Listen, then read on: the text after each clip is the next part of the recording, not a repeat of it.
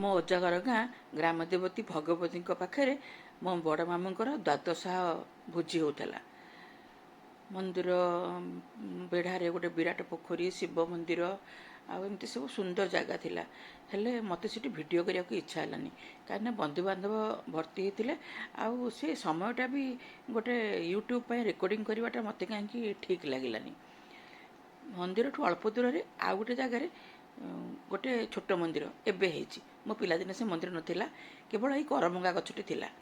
ସେ କରମଙ୍ଗା ଗଛ ମୂଳେ ମା କାଳୀ ରୁହନ୍ତି, କାମରୂପା କାଳୀ। କରମଙ୍ଗା ଗଛରେ କରମଙ୍ଗା ପୁରା ଭର୍ତ୍ତି ହେଇକି ଥିଲା, କିନ୍ତୁ କେହି ତୋଳି ପାରିବେନି। ଯଦି ଝଡ଼ିକିରି ପଡ଼ିବ ତାହେଲେ ତାକୁ ଯିଏ ଖାଇପାରିବ। ଆଉ ଯିଏ ଖାଇଛି ସିଏ କୁହନ୍ତି ଯେ ତା'ର ଟେଷ୍ଟ କୁଆଡ଼େ ଭାରି ମିଠା। ସାଧାରଣ କରମଙ୍ଗାଠୁ ସେ କରମଙ୍ଗାର ଟେଷ୍ଟଟା ଭାରି ମିଠା, ଅଧିକା ମିଠା। ଦେଖୁନାହାନ୍ତି କେମିତି ନାଲି କନା ଗୁଡ଼ା ହେଇଛି ଗଛରେ। ମା ପରା ଏଠି ରୁହନ୍ତି। ଆମ ପିଲାଦିନେ କାଳୀ ପୂଜା ବେଳକୁ ଗୋଟେ ଛୋଟ ଚାଳିଆ ତିଆରି ହେଉଥିଲା, ତା ତଳେ ଗୋଟେ ବିରାଟ ମୂର୍ତ୍ତି, କାଳୀ ମୂର୍ତ୍ତି ହେଉଥିଲା। ଆଉ ପ୍ରାୟ ଉଚ୍ଚତା ତା'ର 10-12 ଫୁଟ ହେବ।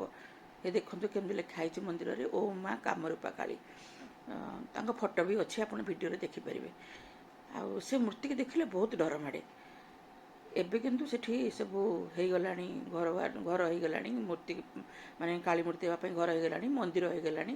ଏ ଦେଖନ୍ତୁ, ଇଏ ହେଉଛନ୍ତି କାମରୂପା କାଳୀ। ବୀରଗୋବିନ୍ଦପୁର କାଳୀଙ୍କ କଥା ଶୁଣିଥିବେ। ଇଏ ହେଉଛନ୍ତି ଆପଣଙ୍କ ଦକ୍ଷିଣ ପଟେ ଦକ୍ଷିଣ କାଳୀ, ମଝିରେ ହେଉଛନ୍ତି ସାମସାଜପୁରର ମା ଉଗ୍ରତାରା, ଆଉ ବାଁ ପଟେ ହେଉଛନ୍ତି ମୋ ଅଜାଘର ଗାଁରେ ଥିବା ମା କାମରୂପା କାଳୀ। ଏମାନେ 3 ଭଉଣୀ। ଏବେ ଆପଣ ଅନୁମାନ କରିପାରୁଛନ୍ତି ମୋ ଅଜାଘର ଗାଁ କେଉଁଟା? ଏଇଠୁ ଆପଣ ଜାଣିପାରୁଥିବେ। ପ୍ରାୟ 10 ବର୍ଷ ପରେ ମୁଁ ଅଜାଘର ଗାଁକୁ ଯାଇଥିଲି, ଭାରି ଖୁସି ଲାଗିଲା। ପିଲାଦିନ କଥା ସବୁ ମନେ ପଡ଼ିଗଲା।